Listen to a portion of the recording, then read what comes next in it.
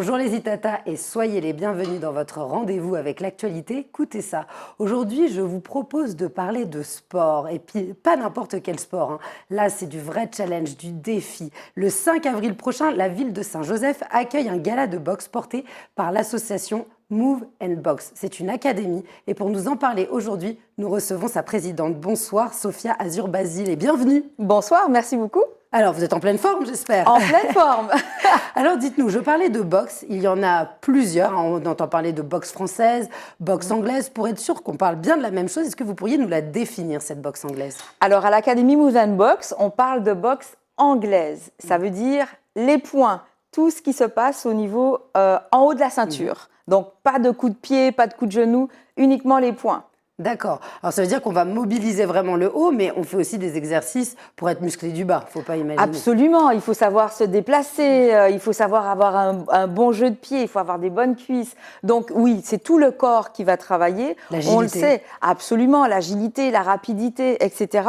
Mais c'est vraiment, ça se passe, la boxe anglaise, c'est avec les points. Alors, comment vous êtes arrivée à la tête de cette académie sportive? Vous êtes une femme, vous avez l'air passionnée. Comment s'est passée cette rencontre avec la boxe? J'ai envie de répondre, pourquoi pas une femme? Oui, tout à fait. Pourquoi Évidemment. pas? Parce que souvent, on se dit que dans la boxe, c'est masculin, Exact. c'est violent. Les préjugés. Oui.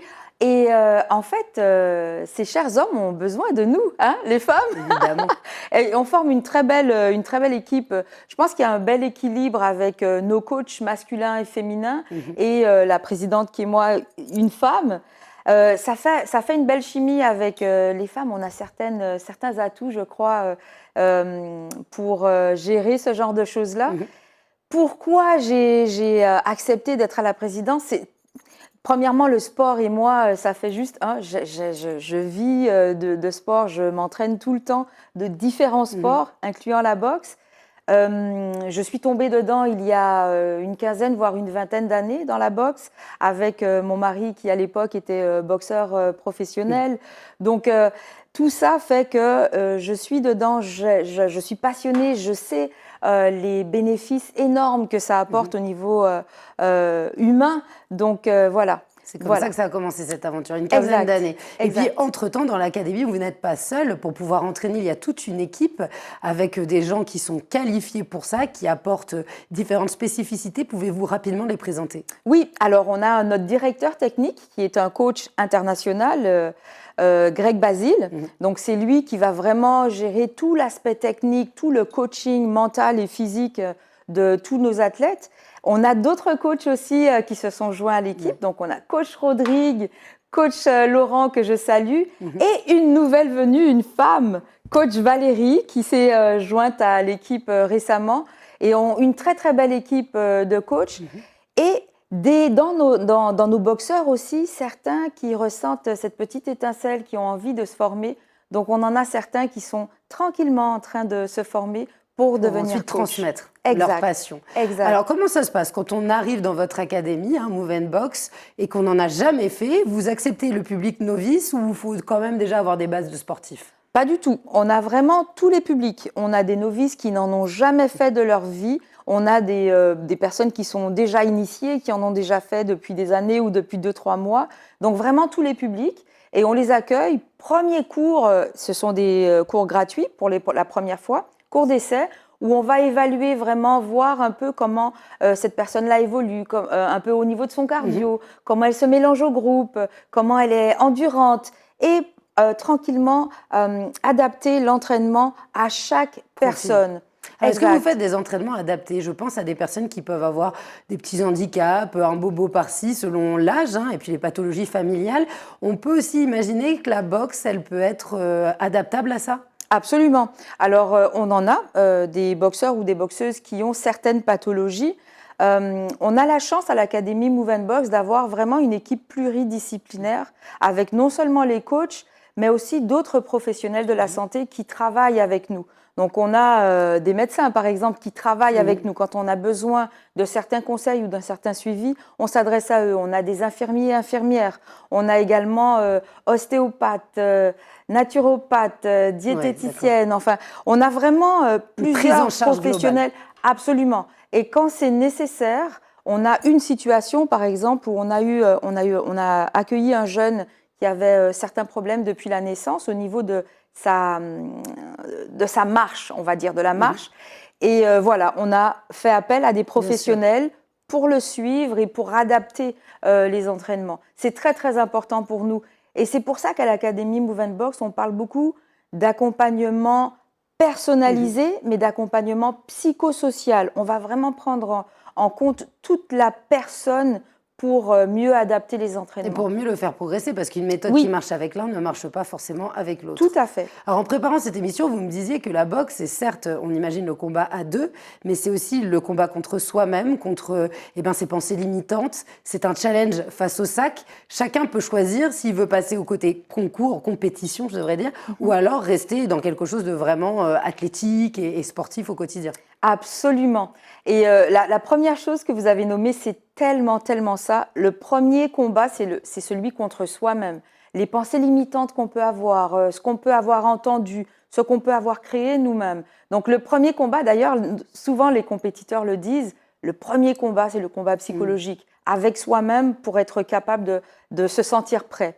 Et oui, il y a la possibilité d'avoir des adversaires, donc de faire de la compétition pour ceux qui veulent, mais il y a aussi la boxe éducative pour ceux qui veulent simplement soit se mettre en forme, soit se maintenir en forme, ou alors pour acquérir certaines valeurs qui sont liées à la boxe, la discipline, l'alimentation, parce que forcément, quand on fait un sport comme la boxe, on est plus attentif à ce qu'on mange. Tout à fait. Le coach Greg aime dire souvent que soit on se considère comme une Porsche ou une Ferrari, soit on se considère comme une petite voiture tranquille qui n'a pas besoin de faire beaucoup de kilomètres.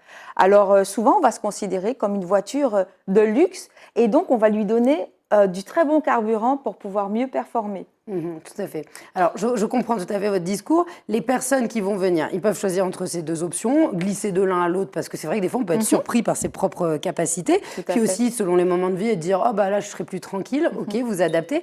Mais en soi, on arrive chez vous. Là, ok, on va avoir le lien avec les poids, on va découvrir les gants, les valeurs. Mais il y a aussi du renforcement musculaire. Il y a plusieurs temps dans un entraînement. Combien de temps ça dure ? Alors, un entraînement, c'est minimum 1 heure. Ça peut aller jusqu'à 2 heures, 2 heures et demie, selon les niveaux de soit éducatif, soit compétition. Mais minimum 1 heure. On a aussi des enfants. On a des cours aussi parents-enfants.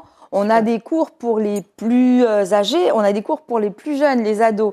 Donc vraiment, chaque entraînement va s'adapter. Et on commence un entraînement avec une période d'étirement, échauffement. Tranquillement, ça va monter, crescendo, où on va avoir une période où c'est beaucoup plus endurant. On va avoir aussi, dans certains entraînements, des séquences de pliométrie. On va avoir d'autres moments où ça va être plus cardio, explosif, exact. Et puis, tranquillement, une fois qu'on aura atteint le pic, tranquillement garder ce niveau-là et redescendre à la fin pour ramener le corps à quelque chose de plus calme. Et oui, il y a du renforcement musculaire, par exemple. Alors, les bienfaits sont nombreux, ils sont tant psychologiques, vous l'avez déjà évoqué, qu'au niveau physique. Alors, au niveau physique, je saute sur cette occasion pour rappeler que les chiffres sont très mauvais dans notre région, au niveau de l'obésité. On sait que c'est un vrai problème social par rapport à l'alimentation, trop gras, trop sucré, pas assez bougé. On lutte pour que les enfants aient leur activité d'au moins 1 heure à 1h30 par jour pour bien grandir. C'est une activité qui permet aussi de se libérer du temps, même pour les parents, de se dire tiens, mon enfant fait ça parce qu'il apporte de la discipline et en même temps, il se défoule. C'est bien ça. C'est bien ça, c'est tout à fait ça. Autant pour les enfants que pour les plus grands.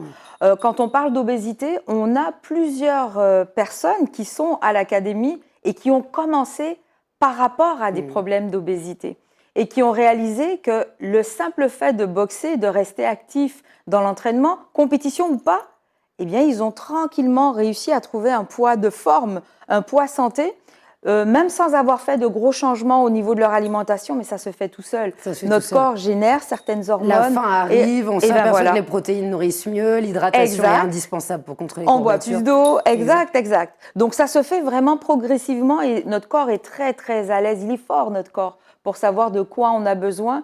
Et on a plusieurs situations comme ça où les gens se sont retrouvés dans un poids de forme. C'est génial de voir des enfants comme des adultes. Et puis l'avantage du sport aussi, surtout quand c'est un sport passion, c'est que ces personnes peuvent arbitrer en faveur de ça au lieu de se dire bah, tiens, je fais la fête jusqu'à 4h du matin, demain j'ai entraînement. Et ça, c'est un contrat avec les entraîneurs Exact. et avec les autres personnes du groupe. Exact. S'ils le font une fois, ils ne le refont plus parce que ça pique à l'entraînement. Donc, ils le savent.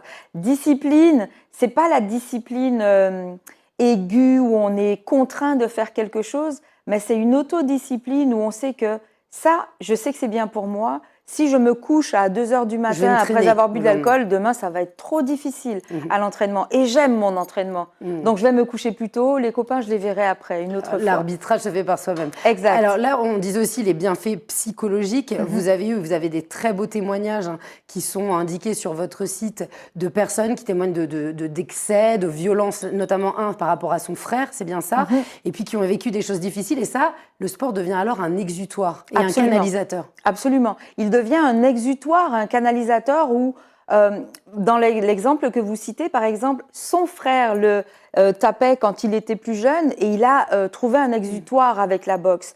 Il y a aussi d'autres personnes qui, elles, se trouvaient violentes avant et qui sont arrivées à la boxe pour différentes raisons. Certains parce qu'ils pensent que en apprenant la boxe, ils pourront mieux boxer à l'extérieur.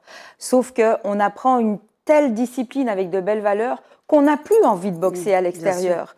Ou alors, on en a d'autres qui arrivent en voulant canaliser leurs émotions. Et on le sait, la boxe, c'est numéro 1 pour canaliser toutes les émotions, que ce soit la colère, la joie, etc. On génère de belles hormones, encore une fois, qui vont nous arriver à nous canaliser. On va mieux gérer les émotions. Il y a un travail sur le souffle.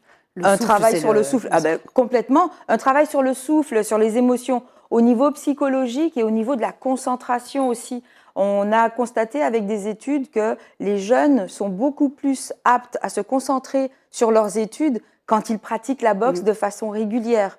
Donc, amélioration des résultats scolaires, forcément. Notamment les endorphines qu'on génère quand on fait de la boxe. Et qui restent ensuite des heures après. Ça permet de mieux dormir et de mieux récupérer. Alors, le troisième volet qu'on va voir rapidement avant d'en arriver au gala, c'est aussi l'insertion sociale. Vous le décrivez comme une éducation au civisme et à votre volonté, et bien des fois, de ramener des gens peut-être un peu perdus, qui sont dans des excès, à vous et à la société et au vivre ensemble. Tout à fait. On a le vivre ensemble est très important.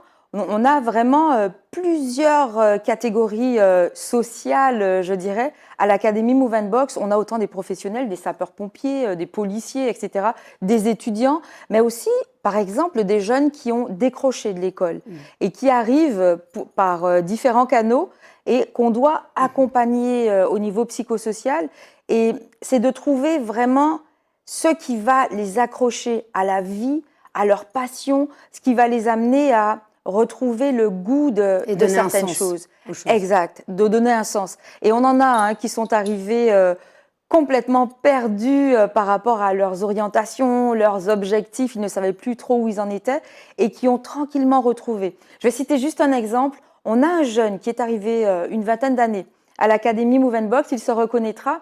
Et quand il est arrivé, il nous décrivait sa vie où il avait très alcoolisé, il fumait aussi des drogues illicites, etc. Et il savait pas trop son orientation future. Et tranquillement, le fait de retrouver une routine à l'Académie Move & Box, de trouver des frères et des sœurs, parce que c'est comme une famille, il retrouvait d'autres personnes qui pouvaient l'inspirer, d'autres qu'il avait envie, lui, d'inspirer. Donc, il a eu envie de se trouver une voie plus calme. Eh bien, aujourd'hui, on est fiers d'annoncer qu'il est sapeur-pompier.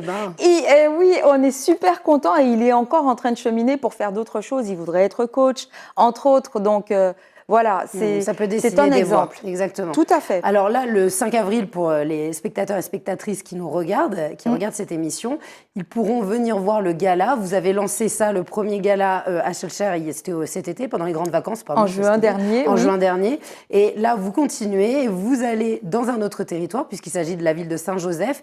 Et là, il va y avoir vraiment des rencontres. On peut voir les photos sur les réseaux sociaux. On voit que les gens, le public est à fond. Quelle est cette motivation? C'est de faire connaître et de se dire, tiens, on peut croire en nos jeunes athlètes ou même un peu plus aguerris. On peut briller aussi à l'échelle caribéenne, voire internationale? Tout à fait. Alors, au début de l'Académie Move & Box, on parlait beaucoup du potentiel qu'il y a dans la Caraïbe. Aujourd'hui, c'est plus que du potentiel parce qu'on les voit évoluer. Depuis la première édition qu'on a eue à Schœlcher, entre-temps, on en a eu à Fort-de-France, également au Lamentin. Et là, maintenant, à Saint-Joseph, Donc, l'idée, c'est de voir derrière l'image du boxeur ou de la boxeuse, de voir la personne, le jeune qui a envie de se dépasser, le jeune qui a eu un parcours difficile et qui s'en est sorti, par exemple, notamment grâce à la boxe, et de voir comment ils ont travaillé très, très, très fort pour en arriver là, à un gala. À ce spectacle. Exactement. C'est un spectacle et il y a la ferveur et la solidarité, donc finalement tout le monde y participe. C'est énorme, de participer à ça. Vraiment, il faut venir parce que le public au début arrive calme. Et d'un seul coup, il y a quelque chose qui se passe, tout le monde est à fond dedans et chaque boxeur se sent porté par cette foule. Voilà. Tout le temps dans la bienveillance, avec une ambiance de show vraiment. Et c'est important aussi de se rappeler qu'en Martinique, on a des niveaux incroyables. C'est pas parce qu'on est sur une petite île qu'on n'est pas capable de compétitionner avec toutes sortes de... Absolument. Et on a ce qu'il faut. Alors, pour retrouver l'ensemble des informations, il y a plusieurs sites. Donc, academymoveandbox.com. Vous avez aussi les réseaux sociaux. Oui. Et puis un email, academymoveandbox, tout attaché, @gmail.com. C'est bien ça? Exactement, c'est bien ça. Alors, on rappelle le 5 avril à Saint-Joseph, à quelle heure? Alors, les portes seront ouvertes à partir de 17h30 pour un show qui commence aux environs de 18h30. La foule va être bien chauffée. Aussi, les personnes qui veulent les billets et les informations sur le show, www.martiniqueboxingshow.com. Eh bien, je pense que tout est à peu près dit, même si on pourrait en parler pendant des heures. Merci beaucoup d'être venu. Je vous propose qu'on se quitte avec des images, un peu une bande-annonce, un teasing de ce qui va se passer. Merci beaucoup les Itata de nous avoir suivis. J'espère que ça vous a plu et que vous irez sûrement tester chez Move & Box cette pratique dans cette académie. À très vite.